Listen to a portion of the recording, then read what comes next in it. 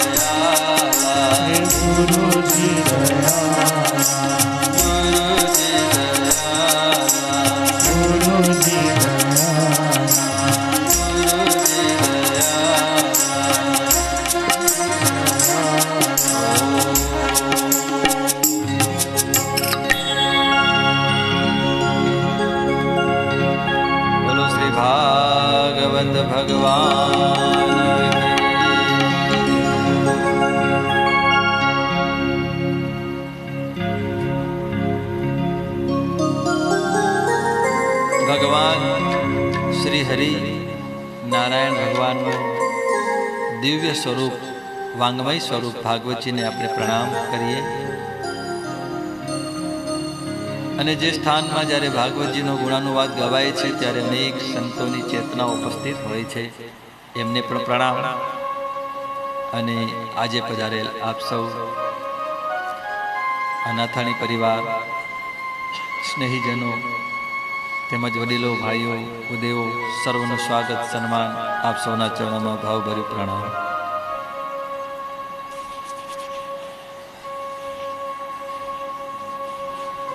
સચ્ચિદાનંદ રૂપાય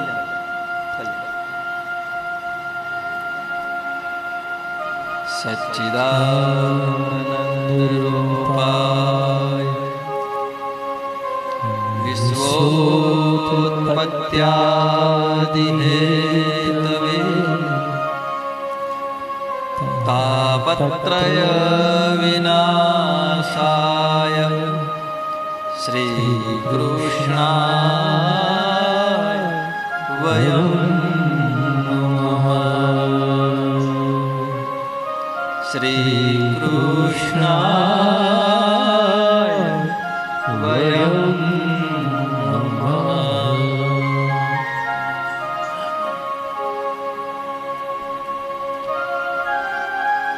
ભાગવતજીની કથા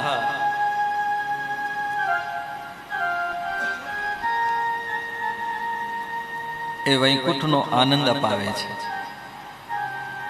વૈકુંઠ એટલે કે આપણામાં રહેલા દુઃખો, કષ્ટોથી મુક્તિ અપાવી અને સાચા આનંદનો અનુભવ કરાવે છે. ભગવાન વેદવ્યાસજીની એવી આજ્ઞા છે કે શ્રીમદ ભાગવતજીની કથા સાંભળી એના પહેલા એના મહિમાનો ગુણાનુવાદ ગાવા જોઈએ અને સાંભળવા જોઈએ. એટલે ભાગવતજીના પ્રારંભમાં વેદવ્યાસજીની આજ્ઞા કે મહાત્મયનું વર્ણન કરો.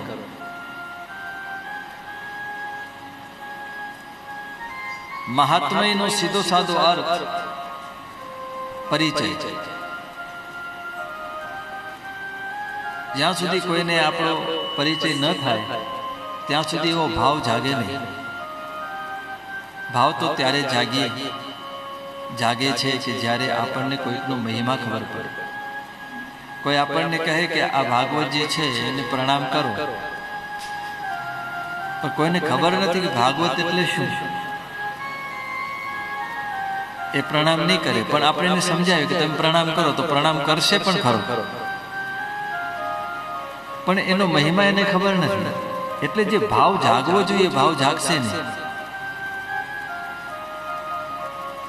ભાવ તો ત્યારે જ જાગે છે કે જ્યારે એનો મહિમા ખબર પડે અને એનો મહિમા આપણે સમજાવીએ અને એ સમજે અને પછી જે પ્રણામ કરે એનો જે ભાવ જાગે છે એ પ્રણામમાં અને મહિમા જાણ્યા વગરના પ્રણામમાં ઘણો બધો ફરક છે, અંતર છે. તો જે ગ્રંથને આપણે સાંભળવા બેઠા છીએ એ ગ્રંથ શું છે, એનો મહિમા સાંભળવાની વ્યાસજીની આજ્ઞા છે. આવો આપણે 7 દિવસ સુધી જેને સાંભળશું, જેને ગાશું, જેને માણશું એનો મહિમા સાંભળીએ. તીર્થયાત્રા કરવા જઈએ એના પહેલા એ તીર્થના મહિમાને સાંભળીએ, જાણીએ અને પછી તીર્થયાત્રા કરવા જઈએ તો વિશેષ પુણ્ય મળે છે, વિશેષ લાભ થાય છે. જેમ કે આ પવિત્ર સ્થાન તો છે જ, દરિયા સ્થાન, રાપરનું દરિયા સ્થાન એ બહુ જાણીતું સ્થાન. કોઈને કહીએ કે રાપરમાં બહુ સરસ દરિયા સ્થાન છે, પવિત્ર જગ્યા છે, તો એમ જ સમજશે કે હા બરોબર પવિત્ર જગ્યા એટલે કોઈ પાવનકારી જગ્યા હશે. પણ એને એ ખબર નથી કે અહીં મહિમા શા માટે અને પાવન કહેવામાં આવે છે, પવિત્ર કહેવામાં આવે. તો એમને ખીમ સાહેબનો મહિમા, ત્રિકમ સાહેબનો મહિમા, ગંગ સાહેબનો મહિમા સંભળાવવામાં આવે અને એ મહિમા જાણે અને પછી ખબર પડે કહો આવું પવિત્ર સ્થાન છે, તો અહીં આવ્યા પછી એનો ભાવ આખો બદલાઈ જાય છે. એમ ભાગવતજીને સાંભળશું, એનો મહિમા ગાશું, એના મહત્વને જાણીએ. શ્રીમદ ભાગવત એ સંસારના જેટલા તીર્થો છે એ તમામ તીર્થોમાં સૌથી ઉત્તમમાં ઉત્તમ તીર્થ છે.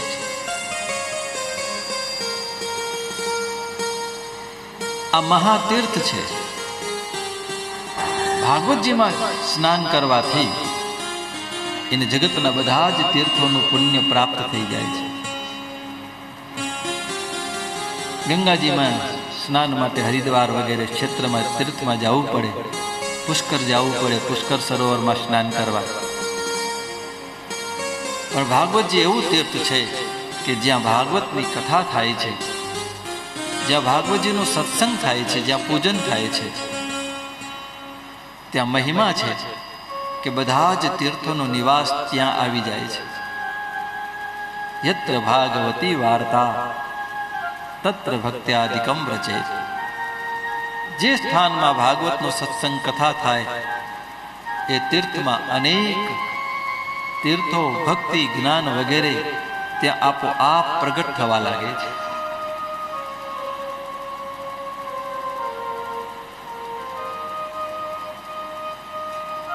તીર્થમાં લોકો જાય છે તો પવિત્ર થાય છે, પોતાને પવિત્ર સમજે છે સ્નાન કર્યા પછી ગંગાજીમાં, યમુનાજીમાં. પણ ભાગવત એક એવું તીર્થ છે કે આમાં જે સ્નાન કરે છે ને, જો કાગડો સ્નાન કરે ભાગવતમાં તો એ કોયલ બની જાય, અને બગલો જો સ્નાન કરે તો એ હંસ બની જાય. આ એવું તે આ કોઈ દેહ પરિવર્તનની વાત નથી, સ્વભાવ બદલાઈ જાય. કાગડો છે ને એ કર્કશ વાણીનું પ્રતીક છે, અને કોયલ એ મીઠી વાણીનું પ્રતીક છે. કાગડો ક્રા ક્રા કરે ગમે નહીં, પણ કોયલ બોલે તો લોકોને સાંભળવાની ઈચ્છા થાય કે હજી સાંભળે, હજી સાંભળે. કાગા કિસે સે ક્યા લેત હૈ और कोयल किसको क्या देत. कागा किसी से क्या लेत है और कोयल किसको क्या देत. कोयल मीठा बोलकर सबको अपना करी ले. कोयल मीठा बोलकर सबको अपना કરી લે. કોયલ મીઠું મીઠું બોલે અને દરેકને ગમે અને પોતાના કરી લે. એમ ભાગવતજીમાં જે સ્નાન કરે છે, જે કર્કશ વાણી, જે કડવી વાણી, અહંકારી વાણી, બીજાના દિલને ઠેસ પહોંચાડે એવી વાણી, આવું બોલનારો પણ જો સ્નાન કરે, ભાગવતની કથા શ્રવણ કરે, તો એની વાણી બદલાઈ જાય છે. એ મીઠી વાણી બોલતો થઈ જાય છે, મધુર વાણી બોલે. અને માનવ જન્મ લીધા પછી માનવના સાચા આભૂષણો, અલંકારો, ઘરેણા આ તો છે કે જે આપણી વાણી મધુર બને, કોઈના દિલને ઠેસ ન પહોંચાડે, એવી પ્રેમાળ વાણી બને. તો ભાગવતની કથા એ આપણને પ્રેમાળ બનાવી દે છે.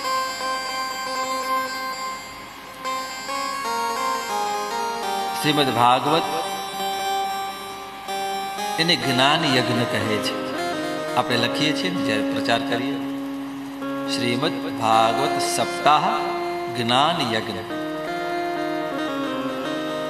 આ જ્ઞાન યજ્ઞ છે, જેનામાંથી જ્ઞાન પ્રગટ થાય છે. અને જ્ઞાન જે છે એને ગણપતિ કહે છે. ભગવાન શિવ અને માં ભગવતી પાર્વતી આ બંને જણા સત્સંગ કરે. શિવ પાર્વતીના સંવાદમાંથી જ બધી કથાઓ શરૂ થાય. શિવ છે એ વિશ્વાસનું પ્રતીક છે, અને ભવાની એ શ્રદ્ધાનું પ્રતીક છે. શિવજી કથા કરે છે અને ભવાની સાંભળે છે. એનો અર્થ કે વિશ્વાસથી જે કથા કરે, વક્તા જે છે એનામાં વિશ્વાસ હોવો, એને વિશ્વાસ હોવો જોઈએ કે હું જે કંઈ કહું છું તે ભગવાનની ભાગવતની ધારામાં ચાલે, અને વિશ્વાસથી બોલે, અડીક થઈને કહે. ભગવાન શંકર એ વિશ્વાસનું પ્રતીક છે. ભવાની શંકરો વંદે શ્રદ્ધા વિશ્વાસ રૂપી. ભગવાન શંકર કથા કરે છે અને માં પાર્વતી ભવાની એ સાંભળે છે. ભવાની છે શ્રદ્ધા છે. સાંભળનારમાં શું હોવો જોઈએ? શ્રદ્ધા હોવી જોઈએ. અને કહેનારમાં શું હોવો જોઈએ? વિશ્વાસ હોવો જોઈએ. જે બોલે છે એને વિશ્વાસ છે કે નહીં, આ જે મારા વાક્યો છે તે ભાગવતજીના અખંડ છે, એ કોઈ ક્યાંથી ઉપાડેલા નથી, એ એનામાં જ, એની ધારામાં જ ચાલે છે. અને એવા વિશ્વાસથી જે કહેવામાં આવે એ શિવ સ્વરૂપ છે. અને જે સાંભળે છે એનામાં શ્રદ્ધા હોય. સાંભળીએ પણ શ્રદ્ધાથી સાંભળીએ. શ્રદ્ધા નહીં હોય તો શ્રવણ નકામું જાય છે. સાંભળનારમાં શ્રદ્ધા હોવી જોઈએ કહેનારમાં વિશ્વાસ હોવો જોઈએ. અને આવી રીતે શ્રદ્ધા અને વિશ્વાસ જ્યારે ભેગા થાય છે ત્યારે ગણપતિનું પ્રાગટ્ય થાય છે. ભવાની અને શિવને ત્યાં ગણપતિજી પ્રગટ થયા. બોલો ગજાનન ગણપતિ મહારાજ કી. આ જય જય જ્યારે બોલવાનું હોય ને ત્યારે બહુ ઉચ્ચ સાથે બોલો. જય જયકાર એવું ન બોલો કે જે બાજુવાળાને ખબર ના પડે. ઘણા લોકો બોલતા હોય તો બાજુવાળાને ખબર નહીં કે એને બાજુવાળાને છોડો, એને પોતાને ખબર ન હોય કે હું જય બોલ્યો કે કેમ. એટલે એવા જય જયકાર બોલી. જય જે જય બોલે છે એનું હંમેશા જય જયકાર થાય છે. બોલો ગજાનન ગણપતિ મહારાજ કી જય. આવો જય જયકાર. અને જ્યારે આપણે શરૂઆતમાં કથાની શરૂઆતમાં પણ જ્યારે જય જયકાર બોલીએ છીએ ત્યારે પણ જય જય એમ બોલવું. નહીં તો ક્યારેક થાય વક્તા જય જયકાર નામ પણ બોલે અને જય જયકાર પણ એને જ બોલવાનું નહીં. જય જયકાર શ્રોતા બોલે અને નામ એક એક વક્તા બોલે. અને એ જય જયકાર જ્યારે થાય એના જે વાઇબ્રેશન જે ઊભા થાય છે એની અસર આપણી અંદર થાય છે. જય બોલનારનો હંમેશા જય થાય છે. અને જય શેનાથી? અનેક પ્રકારના દુર્ગુણો છે, દુર્ગુણોની સામે જય થાય આપણે. તો ભવાની એ સાક્ષાત શ્રદ્ધાનું પ્રતીક છે. સાંભળનારમાં શ્રદ્ધા હોવી જોઈએ અને કહેનારમાં વિશ્વાસ હોવો જોઈએ. અને શ્રદ્ધા અને વિશ્વાસ ભેગા થાય ત્યારે ગણપતિનું પ્રાગટ્ય થાય. અને ગણપતિ એ સાક્ષાત જ્ઞાન છે. ગણપતિને જ્ઞાન કહેવામાં આવ્યું છે. એ ખમા મારા શંભુજીના સૂત, મંગલ કામી તેડાવું. ખમા મારા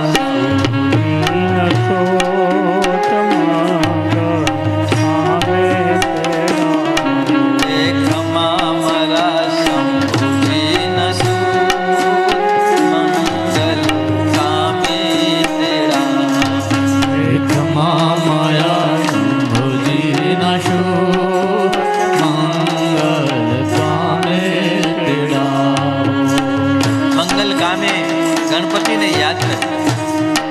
ભગવાન ગણેશને વિઘ્ન કરતા ને વિઘ્ન હરતા બંને માનવામાં આવ્યા. વિઘ્ન હરતા તો સમજ્યા, પણ વિઘ્ન કરતા એટલે શું? શું ભગવાન ગણેશ કોઈના કાર્યમાં વિઘ્ન કરે? પણ એને વિઘ્ન કરતા કયા? વિઘ્ન હરે પણ કરે નહીં. તો વિઘ્ન હરતા ને વિઘ્ન કરતા એ સમજવા જેવું છે. એ ખમા મારા શંભુજી નસુ મંગલ કામી તેડા. એ ખમા મારા શંભુજી નસુ મંગલ કામી તેડા. સિંદૂરની કીલડી લલાટે કરે. સિંદૂરની તિલડી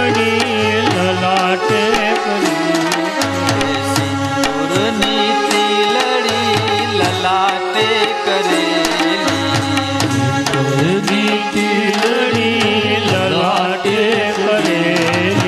ગણપતિ છો, ગણપતિ છો ગુણના ભંડાર, મંગલ કામે તેડા. ગણપતિ છો ગુણના ભંડાર, મંગલ કામે તેડા.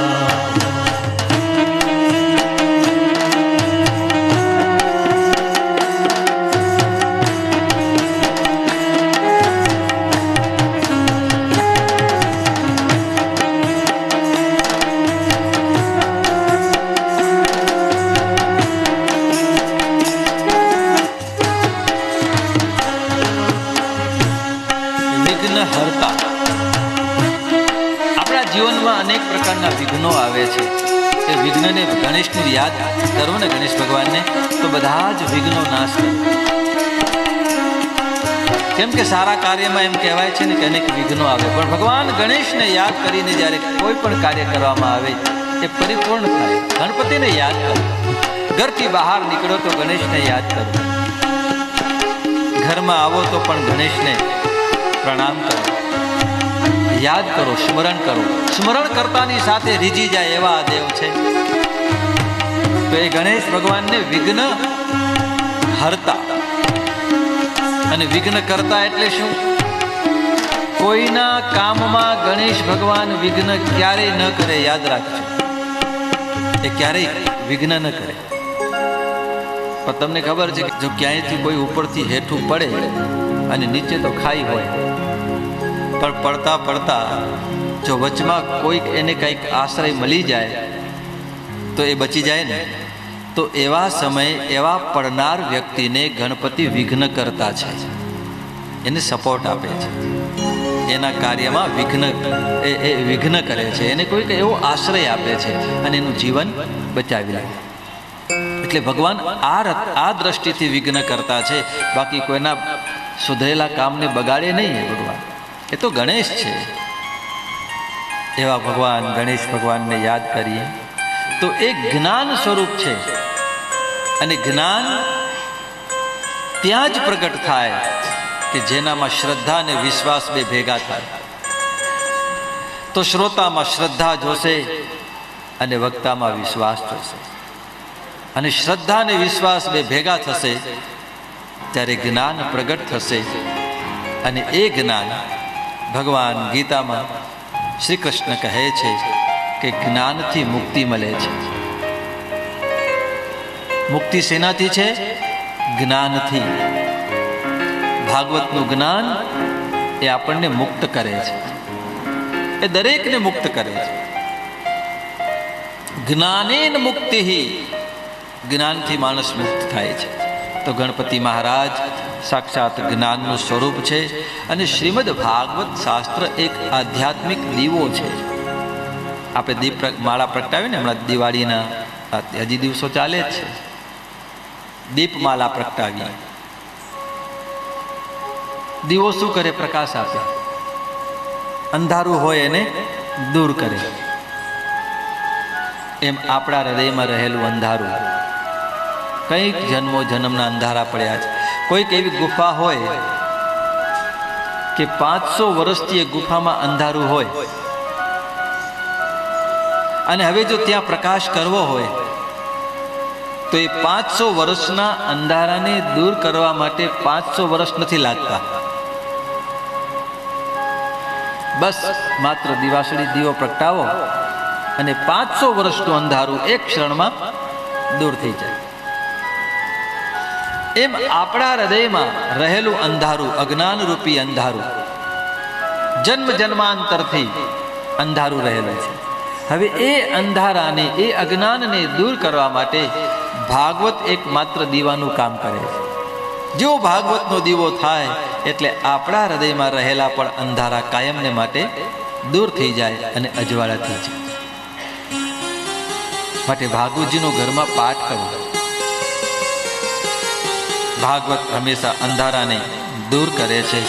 ભાગવત એક પ્યાવું છે. પ્યાવું એટલે સમજો છો ને, કે જેમ કે આપણો કચ્છ પ્રદેશ છે, ચૈત્ર મહિનો, વૈશાખ મહિનો હોય અને રણ કેવું તપે છે. પહેલેના કાળમાં તો એ રણથી તો અવર જવર લોકો પગે યાત્રા કરતા, ઊંટ ઉપર યાત્રા કરતા. અને આપણા કચ્છના સંત દાદા, સંત મેકણ દાદા, એ તો એક ગધેડો અને એક કૂતરો, લાલિયો મુંજો લખણવંતો, મોતિયો જેડો ભા. લાલિયો અને મોતિયો આ બંનેને લઈને જતા, અને એ જ્યારે ધોમ ધકતા તાપમાં પાણી મળતું ન હોય, પ્રાણ કંટકત થવા આવ્યો હોય, અને એવા યાત્રાળુને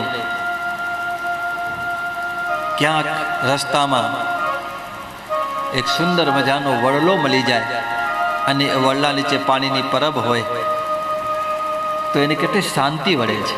એનો પ્રાણ ટાઢક મળે, શાંતિ મળે. એવી રીતે ભાગવતજી આ સંસાર ધોમ ધકતા સંસારમાં એક પાણીની પરબ છે કે જ્યાં એને શીતળતા પ્રદાન થાય છે, શાંતિ મળે છે. ભાગવતજીને આપણે સાંભળશું તો આપણને પરમ શાંતિનો અનુભવ થશે, મુક્તિનો અનુભવ થશે, જ્ઞાનનો અનુભવ થશે. સચ્ચિદાનંદ રૂપાય બોલ્યો, આ પહેલો શ્લોક બોલો બધા. સચ્ચિદાનંદ રૂપાય સચ્ચિદાનંદ રૂપાય. ભગવાન સચ્ચિદાનંદ સ્વરૂપ છે. ભગવાનનું સ્વરૂપ બતાવ્યું છે. સચ્ચિદાનંદ રૂપાય વિશ્વોત્પત્યાદિ હેતવે તાપત્રય વિનાશાય શ્રી કૃષ્ણાય. શરૂઆત ભાગવતજીની નમસ્કારથી થાય છે. શ્રી કૃષ્ણાય વયમ નમઃ. કૃષ્ણાય વયમ નમઃ. નમસ્કાર. અને ભાગવતજીનો 18,000મો જે છેલ્લો શ્લોક છે એ પણ નમામિ હરિમ પરમ. નમામિ હરિમ પરમ. ત્યાં પણ નમસ્કાર. શરૂઆત પણ નમસ્કાર અને ભાગવતનો વિરામ પણ નમસ્કાર. તો નમસ્કારની વચ્ચે, પ્રણામની વચ્ચે આખો ભાગવત ગ્રંથ રહેલો છે. શરૂઆત પણ નમસ્કારથી ને વિરામ પણ નમસ્કારથી. ભગવાન વેદ વ્યાસજી એવું સમજાવવા માંગે છે કે આ ભાગવત ગ્રંથ એને સમજાશે કે જેનું જીવનમાં નમસ્કારને જેણે પોતાના જીવનમાં સ્થાન આપ્યું છે. માટે દરેકને વંદન કરો. ભાગવત કથા સાંભળવા આવો, ઘરેથી આવો તો પ્રણામ કરો, રસ્તામાં જે કોઈ મળે એને પણ પ્રણામ કરો. અહીં સમાધિ છે સરસ મજાની મહાપુરુષોની, એમને પ્રણામ કરો. કથા મંડપમાં આવો, અહીં પ્રણામ કરો. ભાગવતજીને પ્રણામ કરો. જ્યાં જ્યાં ભાગવત દેખાય છે ત્યાં પ્રણામ કરો. ભૂદેવોને પ્રણામ કરો. આજુબાજુ જે કોઈ આપણા સગા સંબંધી છે એને પણ પ્રણામ કરો. દરેકને વંદન કરો. શ્રી કૃષ્ણાય વયમ નમઃ. કૃષ્ણાય વયમ નમઃ. તો નમસ્કારથી પ્રારંભ થાય છે આ ગ્રંથ. નમ શબ્દને તમે ઉલટાવો તો શું થાય? મન. નમસ્કાર કરો તો શરીરથી નહીં, આપણે આમ પ્રણામ કરીએ, હાથ જોડીએ, માથું ઝૂકી જાય, શરીર પણ ઝૂકે વળે, પણ શબ્દ એમ કહે છે કે શરીર ભલે ઝૂકી જાય સારું છે, પણ હકીકતમાં મન ઝૂકી જવું જોઈએ. મનથી પ્રણામ કરો, ઉપરથી નહીં, અંદરથી પ્રણામ. સાચો પ્રણામ એ છે કે જેનું મન ઝૂકી જાય છે, જે મનથી પ્રણામ કરે. અને ભગવાન હંમેશા પ્રણામથી રીઝે છે. ભગવાનને કોઈ બાંધી ન શકે. ભગવાનને પોતાના વશમાં કોણ કરી શકે? કે જેનો સ્વભાવ નમસ્કારનો થઈ ગયો. સકલ લોકમાં સૌને વંદે, નિંદા ન કરીએ કે નિરે. સકલ લોકમાં સૌને વંદે. એવો સ્વભાવ, જેને ભજન કરવું છે, જેને પોતાના જીવનમાં 4 ચાંદ લગાવવા છે, જેને પોતાનું માનવ જીવન સફળ કરવું છે, પ્રભુને ભજતા ભજતા આ જન્મમાં જેને અનુભવ કરવો છે, એનું મન ઘસાવું છું. એ મનથી પ્રણામ. શરીર માત્રથી નહીં, ઉપરથી નહીં. વંદન, આધ્યાત્મિકતા એ કોઈ ફોર્માલિટી નથી. આધ્યાત્મિકતા એક ભાવ છે. અને ભગવાન ભાવને વશ છે, દેખાવને વશ નથી. આધ્યાત્મિક જગત એ ભાવ જગત છે. આધ્યાત્મિક જગતને દેખાવ સાથે, વ્યવહાર સાથે કોઈ સંબંધ નથી. ભાવેશુ વર્તતે દેવ. ભાવના સાથે સંબંધ ધરાવે. તો જેને વંદન કરો, મનથી કરો, પ્રણામથી. વંદન શા માટે કરીએ છીએ? મંદિરમાં જાઓ તો ભગવાનને પ્રણામ કરો. દરેક જગ્યાએ પ્રણામ. મન. મન એટલે સુમન. મનની આગળ શું લગાવી દે સુમન થઈ જાય ને. સુમન એટલે પુષ્પ થાય, જેનામાંથી મહેક આવે છે, સુગંધ આવે છે. સુમન. સુમનનો બીજો અર્થ થાય છે સુંદર મન. એની સંધિ વિચ્છેદ કરો તો સુવતા મન. સુમન, સુંદર મન, જેનું મન બહુ સુંદર છે. તો શરૂઆતમાં વંદન. આપણે ભગવાનના મંદિરમાં જવું હોય તો કોઈ સંત અને સદગુરુને ત્યાં જવું હોય, કોઈ પણ પવિત્ર આવા તીર્થમાં સ્થાનમાં ભગવાનના મંદિરમાં જઈએ તો ખાલી હાથે તો ન જવાય ને. પણ શું કરવું નહીં જવાય? કંઈક ને કંઈક ભેટ લઈને જવાય. એવી એક આપણી પ્રથા છે. ભગવાન માટે કંઈક લઈને જાવ. ગીતામાં ભગવાન સ્પષ્ટ કહે છે, પત્રમ પુષ્પમ ફલમ તોયમ યો મે ભક્ત્યા પ્રયચ્છતિ. જે મને ભક્તિથી પત્ર પાંદડું લઈને જાય, પુષ્પ ફૂલ, પત્રમ પુષ્પમ ફલમ ફળ લઈને જાય, તોયમ કંઈ ન હોય તો જળ લઈને જાઓ. પુષ્પ ન જળે તો કોઈક પાંદડું લઈને જાઓ. ભગવાન રેજી જાય છે, કંઈક લઈને જાય. પત્રમ પુષ્પમ ફલમ તોયમ યો મે ભક્ત્યા. ભક્ત્યા માની ભક્તિથી પ્રયચ્છતિ, મને આપે છે તો ભગવાન રાજી થઈ જાય, પ્રસન્ન. તો ભગવાનની પાસે જાઓ તો હંમેશા ભેટ ધરો. તો કયું ભેટ ધરવાનું? ભેટ કેને કહેવાય? ભેટનું એક સુંદર મજાની વ્યાખ્યા કરી છે મહાપુરુષોએ. ભેટ એને કહેવાય, જો કોઈને ભેટ આપવાની ઈચ્છા થાય તો ભેટ કોઈની સામેની વ્યક્તિને એવી ભેટ આપો કે જે આપણી પાસે હોય અને સામેની વ્યક્તિ પાસે ન હોય એવી ભેટ સામેની વ્યક્તિને આપો તો એ ભેટ એને ગમે.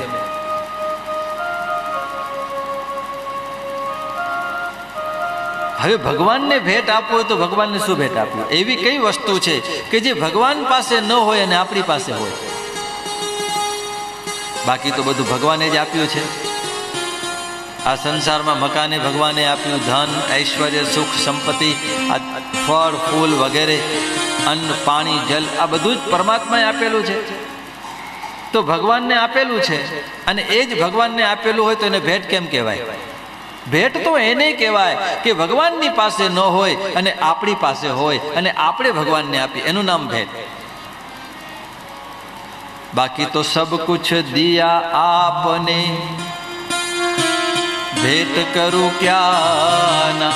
હે પ્રભુ, આપે જ મને આપેલું છે તો હું આપને ભેટ શું કરું? પણ ભાગવત શીખવે છે કે નહીં, ભેટ આપો. અને ભગવાનનું આપેલું એ જ એને આપીએ તો એને ભેટ ન કહેવાય. તો ભક્ત વિચારે છે કે એવું શું છે કે ભગવાન પાસે નથી? ભગવાન કહે છે કે મારી પાસે પણ એક વસ્તુ નથી. હે ભક્ત, એ તારી પાસે છે, એ તું મને આપ. અને મંદિરમાં કે ભગવાનના ભક્તો હંમેશા જ્યારે જાય ને તો ભગવાનને આપવા જાય છે. ભગવાનના ભક્તો માંગવા નથી જતા. સુદામાજી ગયા દ્વારકાધીશને આંગણે, એ માંગવા નથી ગયા પણ ભગવાનને આપવા ગયા છે. ભગવાનના ભક્તો તો મંદિરમાં જઈને ભગવાનને કહે છે કે હે પ્રભુ, આ મેં મારા હાથ છે ને હું આપને આપી રહ્યો છું, આ મારી આંખ હું આપને આપું છું, એમ ભગવાનને આપો. ભગવાન કહે છે કે હે ભક્ત, તને જો મને આપવું હોય તો એક કામ કર, મારી પાસે છે ને મારું મન નથી, બાકી બધું જ મારી પાસે, તું તારું મન મને આપી દે. ભગવાન આપણી પાસેથી આપણું મન માંગે છે, કેમ કે ભગવાનની પાસે મન છે ને. તો ભગવાનનું મન ગયું ક્યાં? તો એના માટે આપણે 10મા સ્કંદમાં જવું પડે કે જ્યારે ભગવાન શ્રી હરિ દ્વારકાધીશ મથુરેશ ઉદ્ધવજીને સંદેશ લઈને મોકલ્યો હતો. અને ઉદ્ધવજી જ્યારે વ્રજમાં આવ્યા ગોપીઓની પાસે ત્યારે જ્ઞાનની ચર્ચા કરવા લાગી, જ્ઞાનની વાતો કરવા લાગી. તો ગોપી કહે છે, ઉદ્ધવ તું અમને જ્ઞાનની વાત કરસ ભાઈ, પણ તારા જ્ઞાનની વાત અમારી ઉપર અસર પડશે નહીં જરાય. કેમ કે ઉદ્ધવ તારી જ્ઞાનની વાતને સાંભળવા માટે મન તો જોઈએ ને ભાઈ, પણ મન તો છે નહીં અમારી પાસે. પછી ઉદ્ધવ ત્યારે ગોપીઓએ ગાયું હતું, ઉધો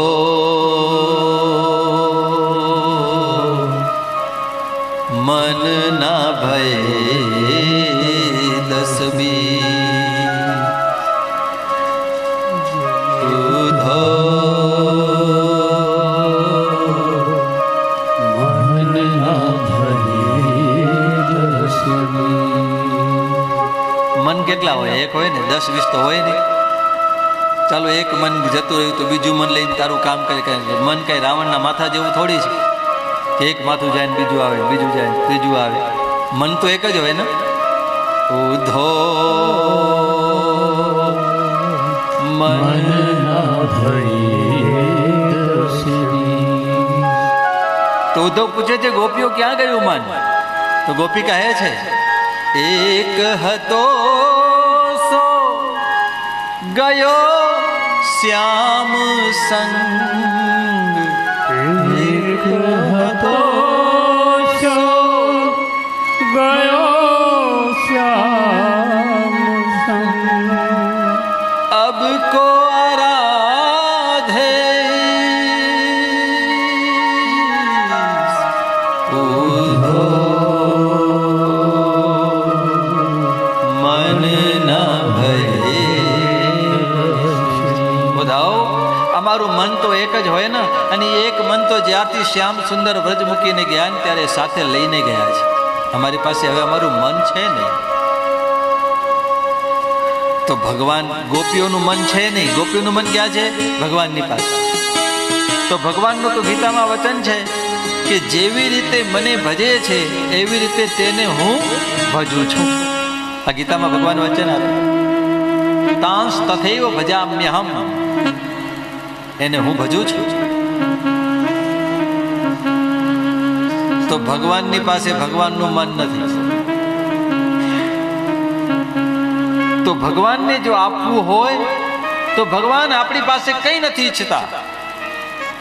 મેવા, મીઠાઈ, સોનું, ઝવેરાત, અનેક પ્રકારની સંપત્તિ, વૈભવ નહીં. ભગવાન ઈચ્છે છે, હે ભક્ત તારું મન મને આપી દે.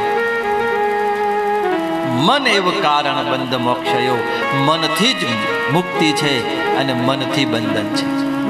અને મન જો ભગવાનમાં ભળી ગયું તો એ જીવન ધન્ય બને. એટલા માટે વેદ વ્યાસજી શરૂઆત જ નમસ્કારથી કરી. નમને ઉલટાવો તો મન, અને નમસ્કારનો સંબંધ મન સાથે રહે. તો જ્યારે જ્યારે જેને જેને પ્રણામ કરો, મનથી પ્રણામ કરો, અંતરથી પ્રણામ કરો. ભાગવતજીને પ્રણામ કંઈ ન કરો, બસ માત્ર પ્રણામ કરો. પ્રણામને વશ છે ભગવાન.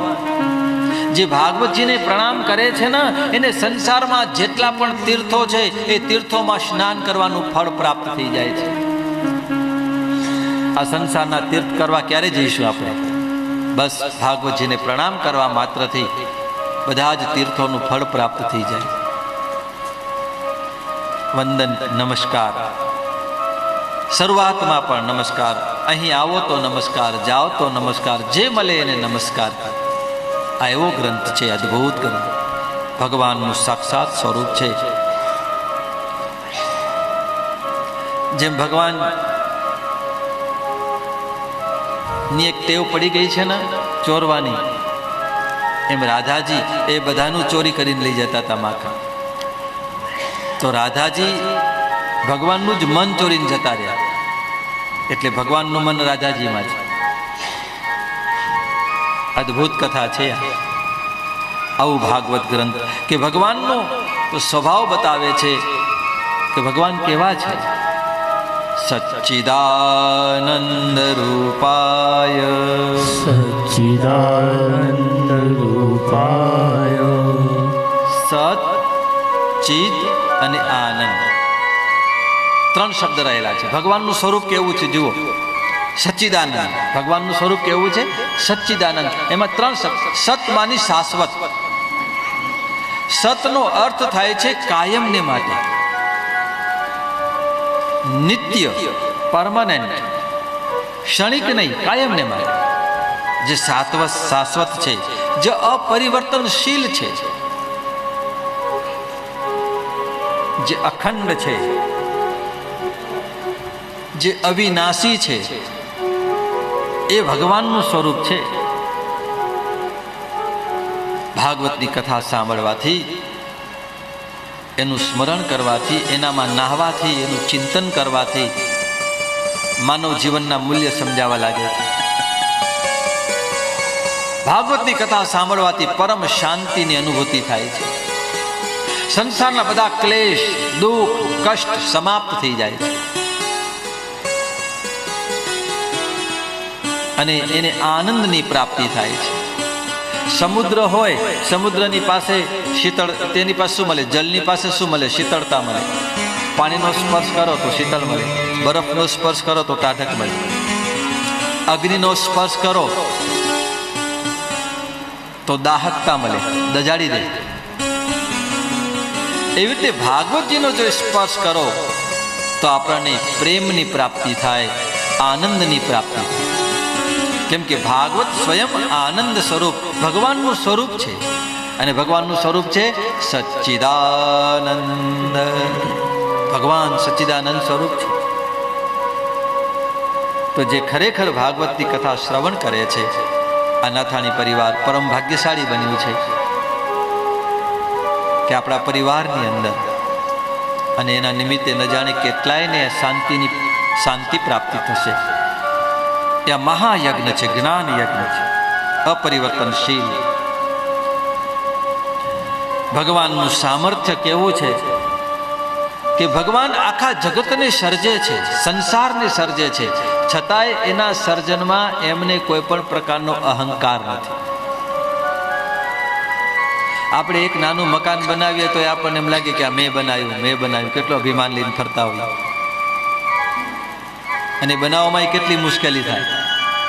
પણ પરમાત્માએ આખા સમસ્ત બ્રહ્માંડને બનાવ્યા, ન જાણે કેટલાય લોકોને બનાવ્યા, લોકાંતરોને બનાવ્યા, પણ છતાંય એને ક્યાંય મોહ નથી. આપણે એક નાનું મકાન બનાવીએ તો આપણને મોહ લાગે, અને આપણે ક્યાં મારું મકાન, મારું શબ્દ છે મોહવાચક છે. ભગવાને આટલું જગત બનાવ્યું, સૂરજ, ચાંદ, સિતારા, ન જાણે કેટલાય પૃથ્વી, તો કેટલી આવી પૃથ્વીઓ. વિજ્ઞાન પણ માને છે ને કે આ બ્રહ્માંડમાં ન જાણે કેટલીય પૃથ્વી છે, કેટલાય તારા છે, અને 12 તો સૂરજ છે, કેટલાય ગ્રહો છે, અને દરેક ગ્રહોને જુદા જુદા પોતાના પાછા ચંદ્ર હોય. આવું અનંત બ્રહ્માંડ પરમાત્માએ બનાવ્યું, છતાંય ક્યાંય મોહ નથી. આ ભગવાનનો સ્વભાવ. ભગવાન જેટલા જગતના જીવો ઉત્પન્ન કર્યા, એ બધા જીવોનું ભરણ પોષણ પણ કરે છે, એનું પાલન કરે છે. પાલન કરે છે તો પણ એમાં અહંકાર નથી. મેં કર્યું એમ નથી કહેતા. અને આપણે જરાક કંઈક કરીએ તો આપણે કે આ મેં કર્યું કરે.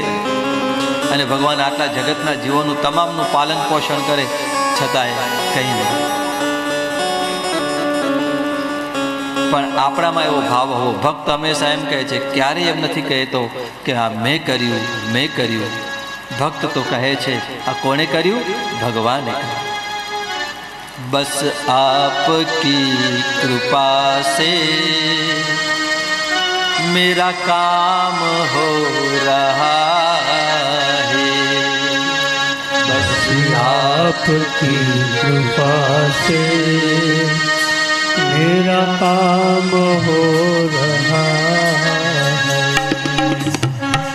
करते हो तुम कन्हैया, मेरा नाम हो रहा है.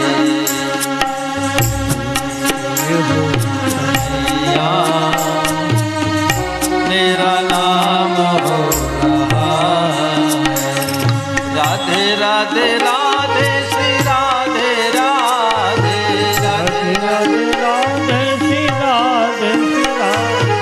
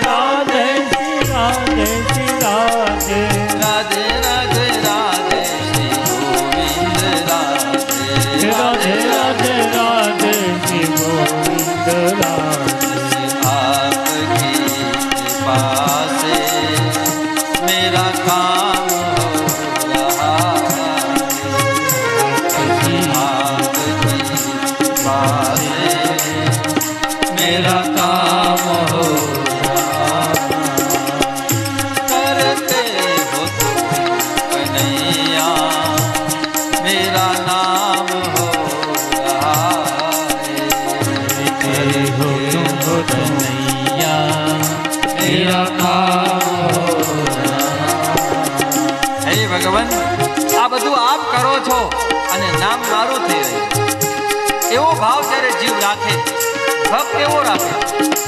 અને માણસ મેં કર્યું, હું કરું એ જ અજ્ઞાનતા શકટનો ભાર જેમ સ્વાદ. આપણાથી જ્યારે કોઈ સારા કર્મ થાય ને તો માનજો કે આપણે નથી કર્યા, પણ પરમાત્માએ આપણને નિમિત્ત બનાવી અને એમણે આ કર્મ કરાવ્યું. એનાથી થશે શું? આપણો અહંકાર નીકળી જશે. નહીંતર અભિમાન માણસને ખલાસ કરી નાખે, ડૂબાડી નાખે. ડૂબવાને માટે અભિમાન છે અને તરવાને માટે નિરહંકારતા છે. ક્યારે કોઈ પણ કાર્ય થાય, સત્કર્મ થાય, કોઈ મહાયજ્ઞ થાય, ગમે તે થાય, તો એવું ભાવ રાખવો કે ભગવાને મને નિમિત્ત બનાવી, મને એક માધ્યમ બનાવ્યો, બાકી કામ એ પરમાત્મા કરે. ભગવાન આટલું બધું જગતની રચના કરે પણ ક્યાંય પોતાનું નામ નથી લખતા. એટલે એમને સૃષ્ટિની રચના કરે છે છતાંય અહંકાર છે નહીં, જરાય અભિમાન. એમનું સામર્થ્ય કેવું છે? તાપત્રય વિનાશાય. જેમ આંખના પલકારાને જેટલી વાર લાગે ને એનાથી પણ નિમિષ ક્ષણ માત્રમાં સમસ્ત બ્રહ્માંડની રચના કરી શકે છે, અનેક જીવોની રચના કરી શકે, અને એક આંખના પલકારામાં સમસ્ત બ્રહ્માંડના કટકા પણ કરી શકે. એટલું તેમનું સામર્થ્ય છે. અને આપણે બધા જાણીએ છીએ કે કુદરતી આફતો કેટલી ભયંકર છે. આખી ધરતીને ડગમગાવે એમની સામર્થ્ય કેટલું છે ભગવાન. ક્ષણ માત્રમાં બ્રહ્માંડના કટકા કરી શકે એટલું એમનું સામર્થ્ય છે. અને ક્ષણ માત્રમાં આખા સમસ્ત 14 ભુવનની રચના કરી શકે એવું એમનું સામર્થ્ય છે.